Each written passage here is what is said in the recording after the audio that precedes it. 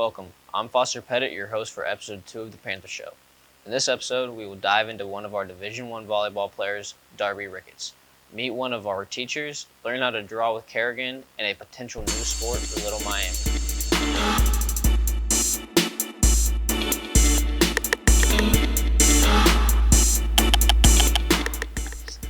This past week, we decided to dive deep with one of our multiple Division I players and see why she started playing and what the recruitment process was like.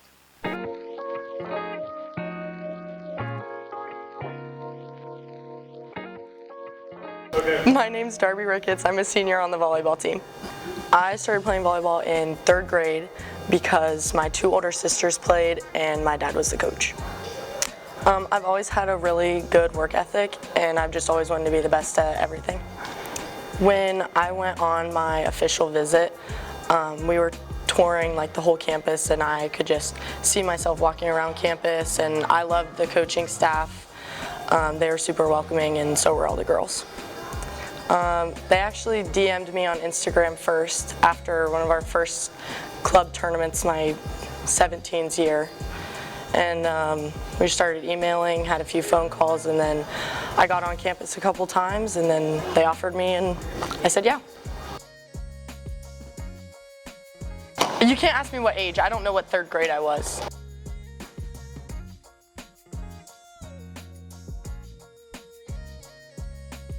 What's up? Hey. You acting? Yeah. That's fun. Yeah. Not for real. Kerrigan shows us a step-by-step tutorial on how to draw a cartoon character that will look great on your math test. It broke. It broke?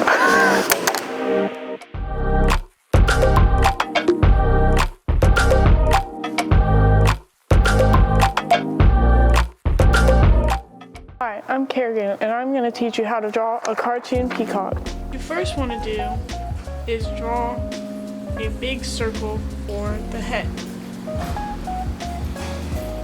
Next, you want to draw the oval for the shape of the body. And then you want to draw 2 circles so that they represent kind of like feet for our little peacock that we got going on. Then we're going to draw 2 triangles on the sides of the body to represent wings. Next, we're going to draw ovals behind him for feathers, and you can draw as many ovals as you want. I'm just going to put 4. Then you can draw some patterns if you want. I'm going to put circles because that's simplest, and a lot of people can do that. Next, we're going to draw some circles for eyes. And we're going to put circles inside the eyes for the pupils. Then we're going to color the outside circle in pencil.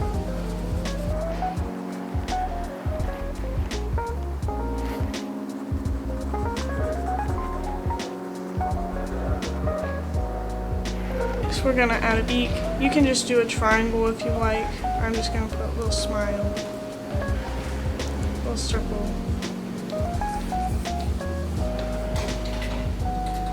Then we're just going to add 3 lines at the top of his head and put circles at the end for his little top feathers. And then you can add accessories if you would like. I'm going to put a little crown, put a little necklace on him because, you know, why not? He's rich. Thanks for watching. Hi, I'm Paul Winkler. I teach mathematics here at Little Miami High School. This year I'm teaching Algebra 1 and Algebra 3. If you could choose to do anything for a day, what would it be? It's a tough one. If I could choose anything to do for one day that I've never gotten to do, I think I'd like to go through a Bengals practice or go through a Bengals pregame warm-up with them, just to kind of see what it's like. I think that'd be really cool to be able to do for a day. Would you rather watch nothing but Hallmark movies or watch nothing but horror movies? Personally, I would choose neither, but If I have to choose one, it's Hallmark movies. I'm not a big scary movie guy. It's not that I'm scared of them, I just not really interested. So I'd rather suffer with the Hallmark, I think. Would you rather spend a week in a scary forest or spend a night in a real haunted house? I'm gonna do the one night in a haunted house just because the fact that it's one night versus an entire week. Would you rather be able to communicate using emojis or never be able to text ever again? I'm gonna go with the texting ever again, just because there are other ways to communicate other than texting, and using emojis is not something that I'm very good at. If you could eat only one meal for the rest of your life, what would it be? Probably chicken wings, because that is something that I feel like I could never get tired of. My second option would be pizza, but I feel like I would get bored of that too quickly. So probably chicken wings or some sort of chicken meal. Have you ever had a nickname? What was it? When I was probably in high school or middle school, my friends started nicknaming me Winky. For my last name being Winkler, it was shortened to Wink, and then one of my buddies thought it'd be funny to call me Winky, and oddly enough, it stuck. So. Hobby horsing is a sport that has recently taken over social media in many parts of the country. The action of hobby horsing has been around for hundreds of years, dating back to 1572. As the population grows as a school, we are trying to add new sports. Ava has decided to try and push for hobby horsing to become a school sport.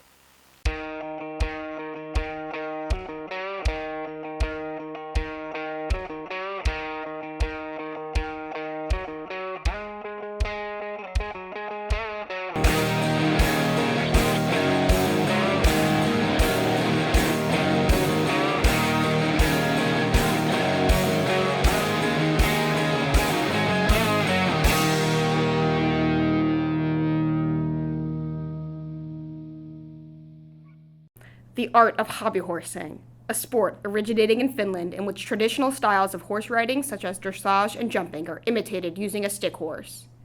Hobby horsing challenges the rider both mentally and physically, and competitions are no joke. With an annual tournament held in Finland inviting competitors from many Nordic countries, hobby horsing is anything but horseplay. I'm Ava Boldman, honors student, member of the National Honor Society, and hobby horse enthusiast, here to tell you why Little Miami should have hobby horsing as an official school sport. Due to the rural nature of the school, we feel that students would be thrilled to join the sport. This is Little Miami's chance to be #1 in the state at hobby horsing. We would also be #1 in the country. That's because we'd be the only school in the country, but it's about the position, it's not about how you got there. Let's see what my fellow classmates have to think about this. How would you feel about hobby horsing becoming a school-sanctioned sport?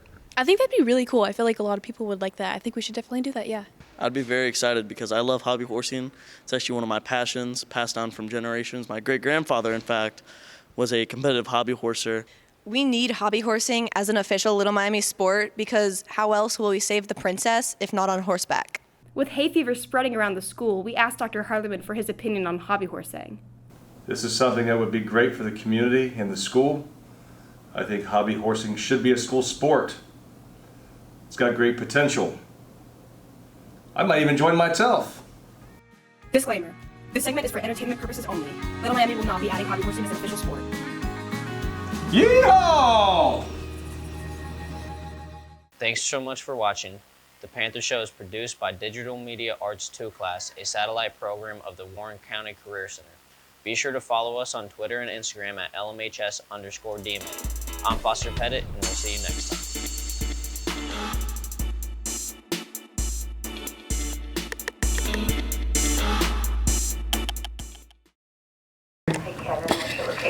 Oh no. Horses. Horses. I'm petting a horse right now.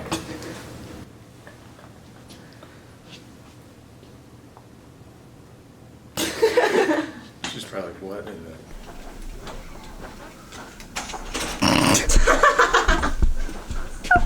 See what's happening? Yeehaw! When you kept saying that, I was like, what are you talking about? I feel like I'm on the horse. And I'm like, what?